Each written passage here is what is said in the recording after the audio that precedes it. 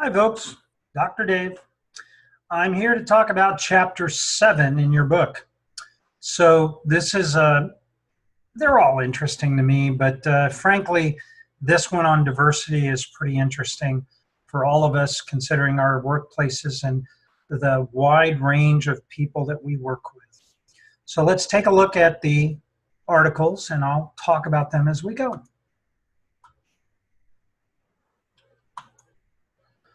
So, diversity in our organizations. We have an increasingly diverse world. In California, we have one of the most diverse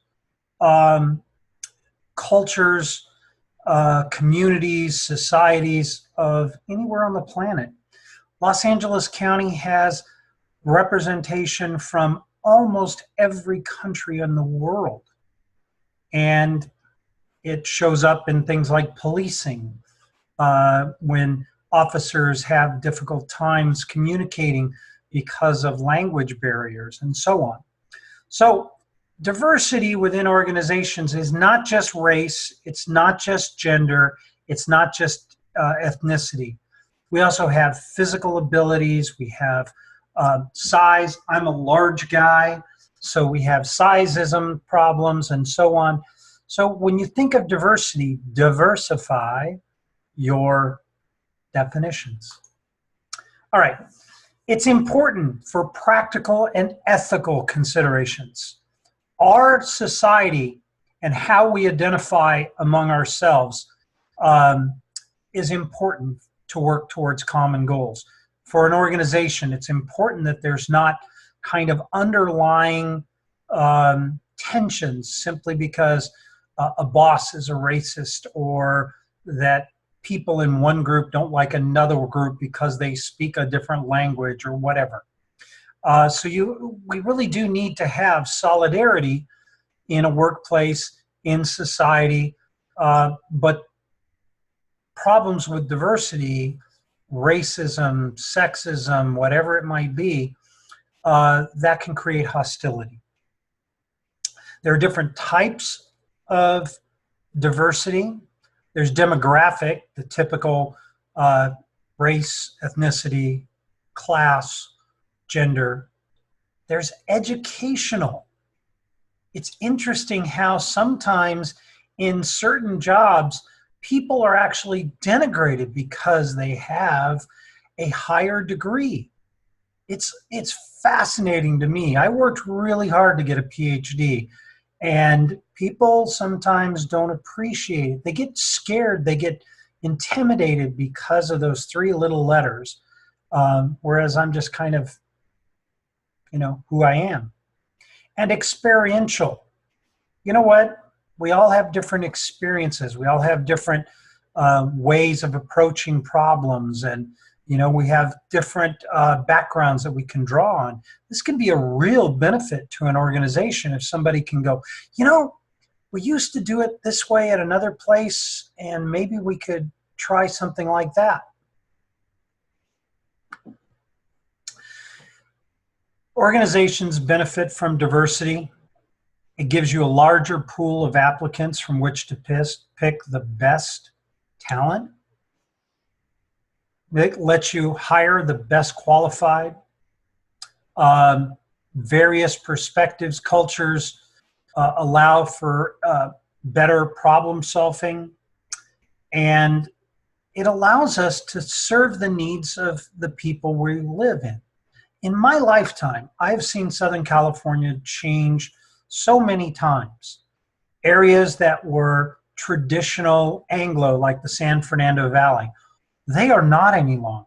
It's a very diverse culture, but there are parts of the San Fernando Valley, large parts, that are predominantly Hispanic, Latino, Latina these days.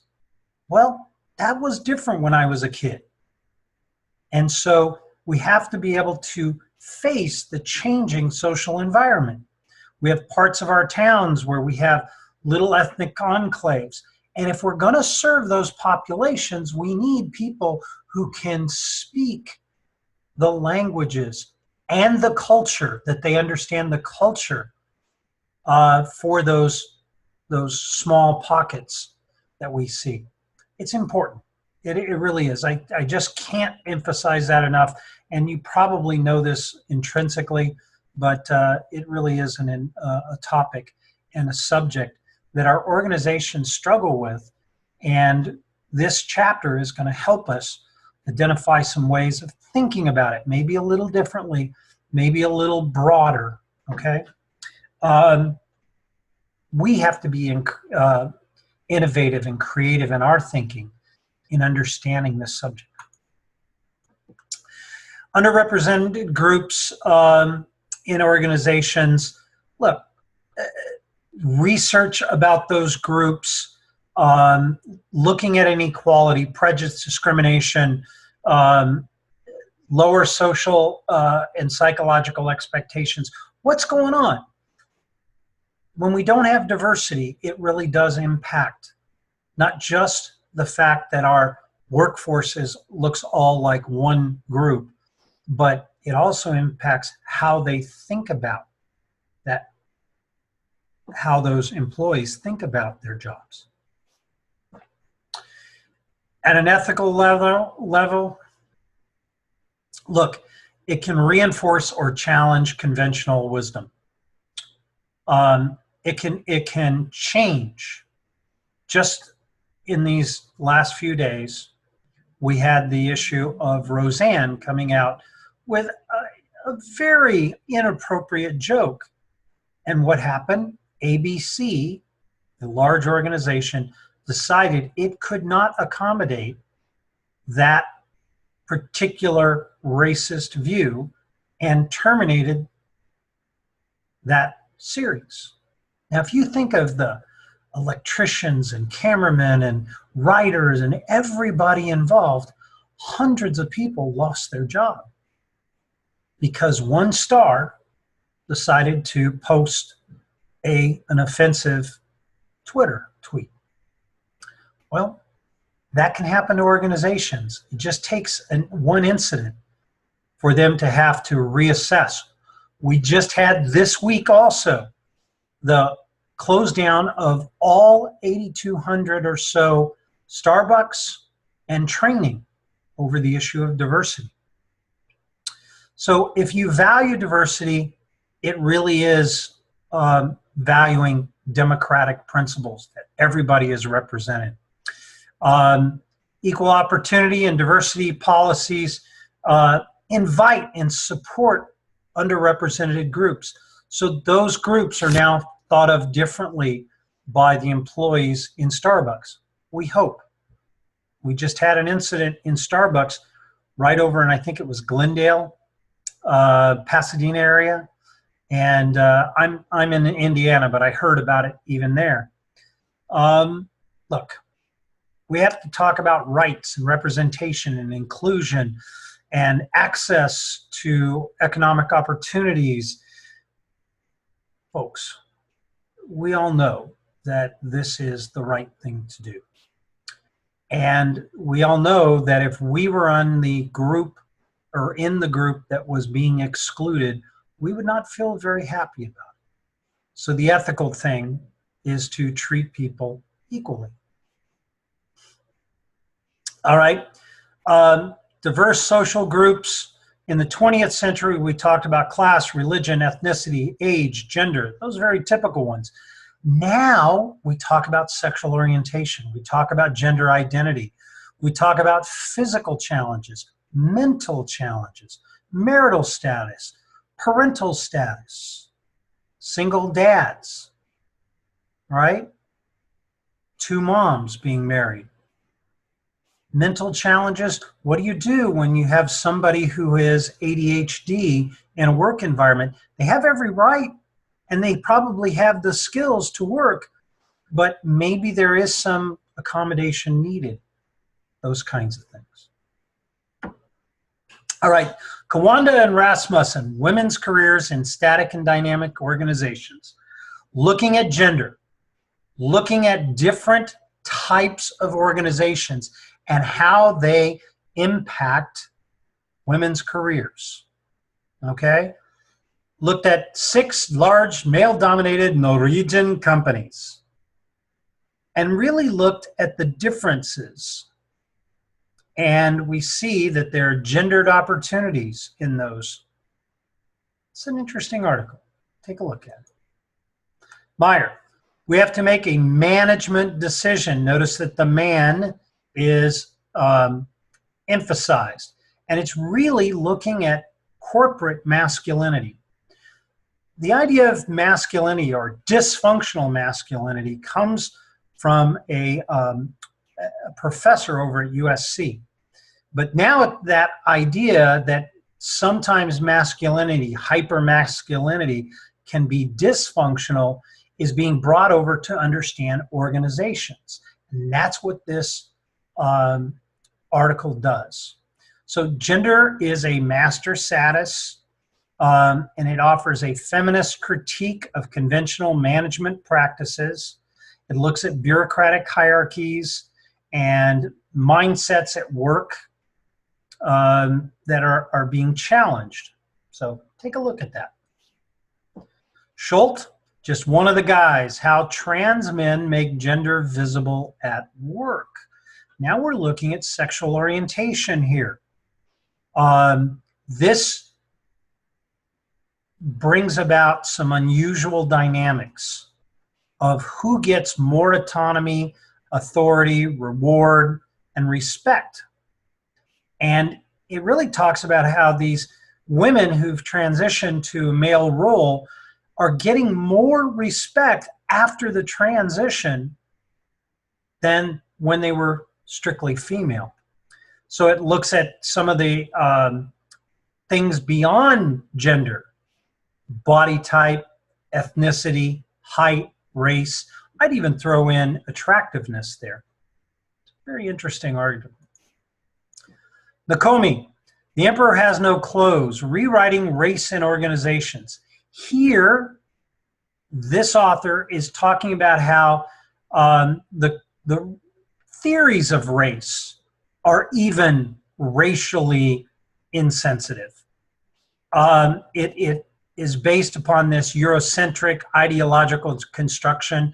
So in the United States, it's typically a black-white dynamic, but it forgets about people of color from Asia or people of color from Latin America or any other groups. The concepts and approaches used in this kind of academic discourse looks at a superiority of the Western idealized culture. So here we're getting some race and culture critique. Prasad, the colonizing consciousness and representations of the other, a post-colonial critique of the discourse of oil. All right, post-colonialism, I haven't really gone over, but it's the idea that we had colonies, the United States, Great Britain, many countries had colonies in the lesser developed world. And as time went on, many of those countries became free. And then we discovered some valuable resources in those places, namely oil. So post-colonial theory is talked about here, looks at the oil industry and this whole historical and cultural narrative, looks at the construction of colonialist binary, the dominant culture and these lesser developed countries. We used to call them third world countries. Now we call them lesser developed as a way to recognize that colonial challenge. And such dehumanizes that culture. Griffith and Hebel, the disclosure dilemma for gay men and lesbians coming out at work. Talk about an appropriate article. We have a very difficult time dealing with people when they are fighting themselves, fighting the society, trying to find their identity, and sometimes it's a very difficult process. Those people that go through this have to decide, am I going to tell the people at my job that I'm gay, or I'm bisexual, or I'm lesbian? whatever it may be. So sexual orientation is kind of the sign of a visible diversity, and jobs organizations can make it safe for people to disclose their identities. It can also make it the opposite. So people need to belong. They have to feel safe. They have to be part of something. And if they have to hide who they are, it makes that much more difficult. There are gay supportive employers out there, people who stand up for the rights of all people, but there are also some other employers that are not so good. All right. And you can really see how organizations can promote acceptance, inclusion, those kinds of things for our gay brothers and sisters. Greibel, Strunzid, Vandergoot, Golden. Oh my goodness, those are tougher ones. Identification of the characteristics of the work environments, employees open to hiring and accommodating people with disabilities. Now, have you noticed in these articles, we've covered a wide range of diversity, and some of the diversity people don't normally think of, including disabilities. Looks at how workplaces work with individuals with disabilities. How do they have a culture of inclusiveness? Look on performance, not disabilities. And I tell this story because I had a student who really impressed me.